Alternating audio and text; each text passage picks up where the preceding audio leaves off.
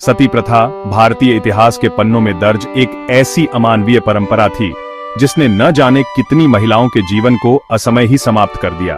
यह एक ऐसी प्रथा थी जो विधवाओं को उनके पति की मृत्यु के बाद उनकी जलती हुई चिता पर जिंदा जला देने की क्रूर प्रथा थी, जिसमें पति की मृत्यु के बाद पत्नी को यह विकल्प दिया जाता था, या यूं कहें कि उस पर यह दबाव बनाया जाता था कि वह अपने पति के साथ सती हो जाए। पत्नी को उसकी चिता पर जिंदा जला दिया जाता था, एक ऐसी अग्नि परीक्षा जिसमें उसकी जान चली जाती थी और पीछे रह जाती थी एक दर्दनाक कहानी। इसे पत्नी की वफादारी और पवित्रता का प्रमाण माना जाता था, एक ऐसा प्रमाण जो उसकी जान लेकर चुकाया जाता था। यह माना जाता था कि सती होने से पत्नी अपने पति के प्रति अपनी अंतिम निष्ठा साबित करती है, और सती होने वाली महिला को देवी का दर्जा दिया जाता था। उसे एक पूजनीय हस्ती के रूप में देखा जाता था जिसकी मृत्यु को बलिदान माना जाता था। समाज में यह विश्वास था, एक गहरा और अटूट विश्वास जो इस क्रूर प्रथा को जीवित रखे हुए था, कि सती होने से महिला अपने पति के साथ स्वर्ग जाएगी और हमेशा के लिए आनंदमय जीवन व्यतीत करेगी। यह एक ऐसा प्रलोभन था जो महिलाओं को इस भयानक कृत्य के लिए प्रेरित करता था, और परिवार को सम्मान मिलेगा, समाज में उनकी प्रतिष्ठा बढ़ेगी और उन्हें एक गौरवपूर्ण स्थान प्राप्त होगा।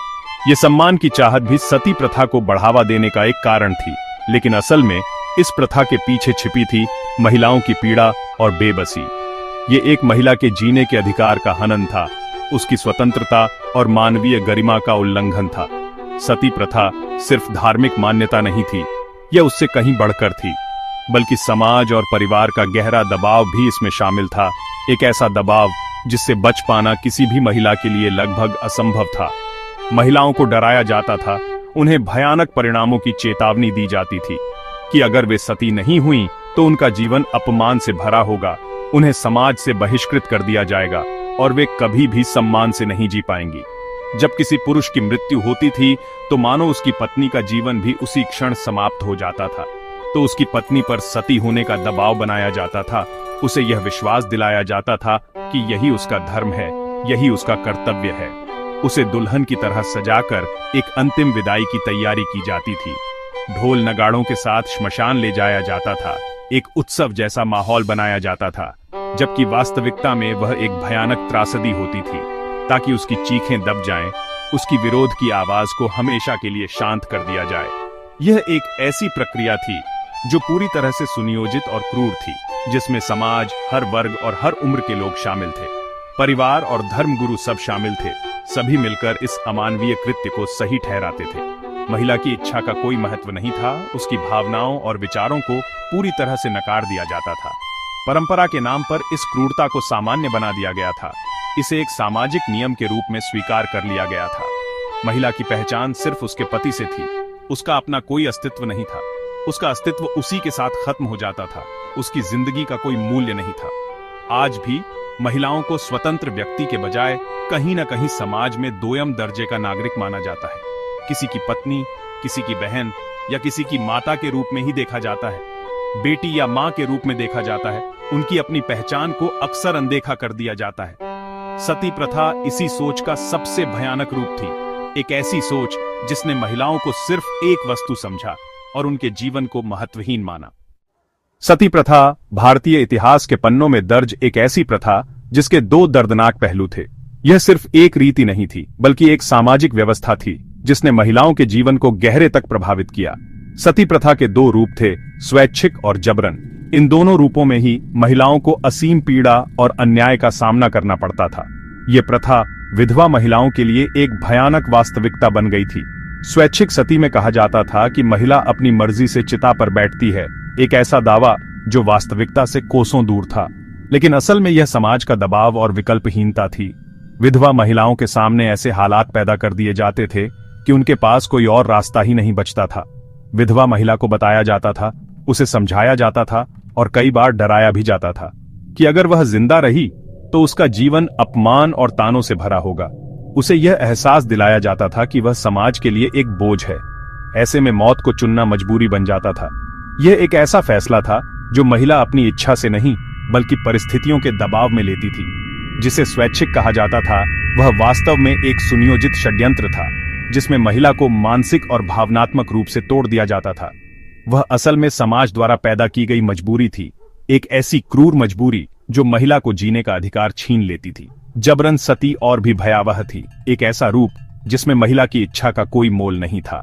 कई बार महिलाएं जीना चाहती थीं, वे अपने जीवन को बचाने के लिए संघर्ष करती थीं, लेकिन परिवार और समाज उन्हें जिंदा नहीं रहने देते थे। उन्हें जबरदस्ती चिता पर धकेल दिया जाता था, उनकी चीख पुकार को अनसुना कर दिया जाता था। विरोध करने पर महिलाओं को नशीला पदार्थ दिया जाता था ताकि वे बेहोश हो जाएं और विरोध न कर सकें। उनके हाथ पैर बांध दिए जाते थे ताकि वे भाग न सकें और अपनी जान न बचा सकें, और ढोल नगाड़ों के शोर में उनकी चीखें दबा दी जाती थीं ताकि कोई उनकी मदद के लिए न आ सके। यह हत्या थी, एक क्रूर और अमानवीय हत्या, जिसे धर्म का नाम देकर जायज ठहराया जाता था। एक ऐसा धर्म जो प्रेम, करुणा और न्याय की बात करता है। जब समाज में कुप्रथा जड़ें जमा लेती है तो इंसानियत खत्म हो जाती है। महिलाओं की मर्जी और जीवन का कोई मूल्य नहीं रह जाता। यह एक ऐसा अंधेरा युग था जिसमें महिलाओं को सिर्फ वस्तु समझा जाता था, इंसान नहीं। सती प्रथा को धार्मिक मान्यताओं ने बढ़ावा दिया, लेकिन ये मान्यताएं हमेशा से ऐसी नहीं थी। समय के साथ कुछ स्वार्थी तत्वों ने धर्म के नाम पर इस क्रूर प्रथा को सही ठहराया और ग्रंथों की गलत व्याख्या ने मजबूत किया। धर्म ग्रंथों को अपने फायदे के लिए तोड़ मरोड़ कर पेश किया गया, जिससे समाज में गलत धारणाएं फैल गईं। कुछ पुजारी इसे पुण्य का काम बताते थे।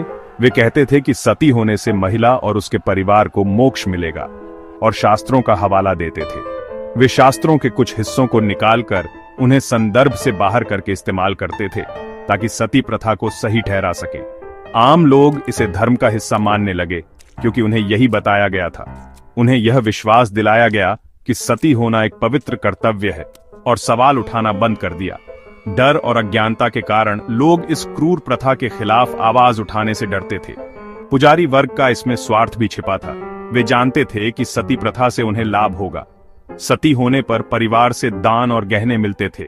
यह एक तरह का चढ़ावा था जो पुजारी वर्ग को मिलता था, जिससे उनकी आमदनी जुड़ी थी।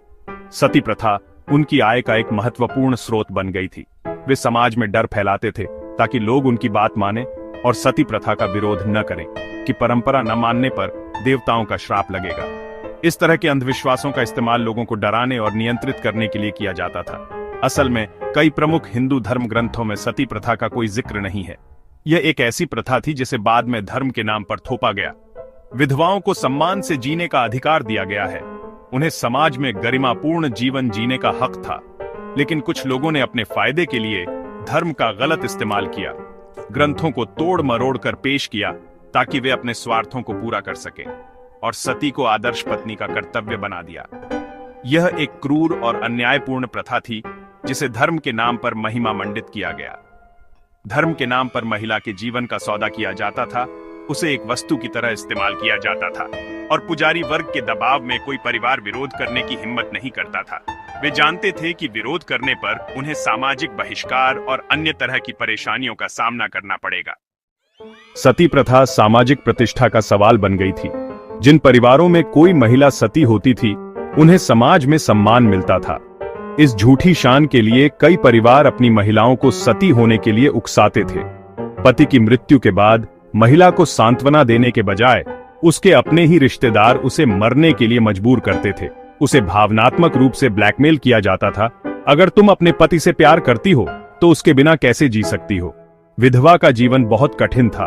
उसे अशुभ माना जाता था, सफेद साड़ी पहननी पड़ती थी और समाज से अलग थलग कर दिया जाता था। अपमानजनक जीवन से डरकर कई महिलाएं सती होना बेहतर समझती थीं। समाज ने महिलाओं के सामने कोई और विकल्प छोड़ा ही नहीं था। उनकी पहचान सिर्फ उनके पति से थी। सती प्रथा के पीछे एक बड़ा आर्थिक कारण भी था, जिसके बारे में कम ही बात होती है। पति की मृत्यु के बाद उसकी संपत्ति पर पत्नी का अधिकार होता था। अगर वह सती हो जाती तो संपत्ति परिवार के पुरुषों को मिल जाती थी। संपत्ति के लालच में कई परिवार अपनी बहू को सती होने के लिए मजबूर करते थे। परिवार धर्म और सम्मान का वास्ता देकर महिला को मरने के लिए तैयार कर लेते थे ताकि संपत्ति उनके हाथ में रहे। अगर किसी पुरुष की कई पत्नियां होती थीं, तो सभी पर सती होने का दबाव बनाया जाता था ताकि संपत्ति का बंटवारा न हो। यह दिखाता है कि संपत्ति और जमीन को इंसान की जान से ज्यादा कीमती समझा जाता था। समाज सुधारकों ने इस आर्थिक पहलू को समझा और विधवाओं को संपत्ति में अधिकार देने की वकालत की ताकि वे आत्मनिर्भर बन सकें। सती प्रथा के खिलाफ आवाज उठाने वालों में सबसे पहले थे गुरु नानक देव जी। उन्होंने कहा, सच्ची सती वह है जो पति की याद में सम्मानजनक जीवन जिए। उन्होंने महिलाओं के सम्मान और बराबरी पर जोर दिया और कहा कि जो धर्म महिलाओं का अपमान करता है वह सच्चा धर्म नहीं हो सकता। गुरु नानक देव जी ने सिख समुदाय को सती प्रथा से दूर रहने का आदेश दिया और विधवा विवाह का समर्थन किया। उन्होंने कहा कि एक विधवा को भी दोबारा शादी करने और खुशहाल जीवन जीने का अधिकार है। उनकी शिक्षाएं उस समय के समाज के लिए क्रांतिकारी थीं। हालांकि उनकी आवाज से जागरूकता आई, लेकिन पूरे समाज से इस प्रथा को खत्म होने में सदियां लग गईं। गुरु नानक देव जी का योगदान दिखाता है कि समाज को बदलने के लिए एक साहसी आवाज की जरूरत होती है। 19वीं सदी में सती प्रथा के खिलाफ सबसे बड़ी लड़ाई लड़ी राजा राममोहन राय ने। उनके अपने परिवार में सती की घटना ने उन्हें झकझोर दिया। उन्होंने समाज को जागरूक करने के लिए धर्म ग्रंथों का अध्ययन किया और साबित किया कि सती प्रथा का समर्थन कहीं नहीं है। उन्होंने लेख लिखे, किताबें छापी और लोगों को समझाया कि यह प्रथा धर्म के खिलाफ है। उन्होंने कानूनी लड़ाई भी लड़ी, ब्रिटिश गवर्नर जनरल से मिलकर सती प्रथा पर रोक लगाने की मांग की, हजारों लोगों के हस्ताक्षर के साथ याचिका दायर की और सरकार को समझाया कि यह भारतीय संस्कृति का हिस्सा नहीं है। कट्टरपंथियों ने उनका विरोध किया, लेकिन वे डरे नहीं और महिलाओं को सती होने से रोकते रहे। उनका संघर्ष दिखाता है कि एक व्यक्ति भी समाज में बड़ा बदलाव ला सकता है। राजा राममोहन राय और समाज सुधारकों के प्रयासों से 1829 में लॉर्ड विलियम बेंटिंक ने बंगाल सती रेगुलेशन एक्ट पारित किया। इस कानून के तहत सती प्रथा को अवैध घोषित किया गया और ऐसा करने वालों को हत्या का दोषी माना गया। यह भारतीय समाज के इतिहास में एक मील का पत्थर था। अब सती के लिए मजबूर करना अपराध था। कानून ने महिलाओं को सुरक्षा दी, लेकिन इसका विरोध भी हुआ। कट्टरपंथियों ने इसे धार्मिक मामलों में हस्तक्षेप बताया। राजा राममोहन राय ने इंग्लैंड जाकर ब्रिटिश संसद के सामने अपना पक्ष रखा और कानून को बनाए रखने में सफलता पाई।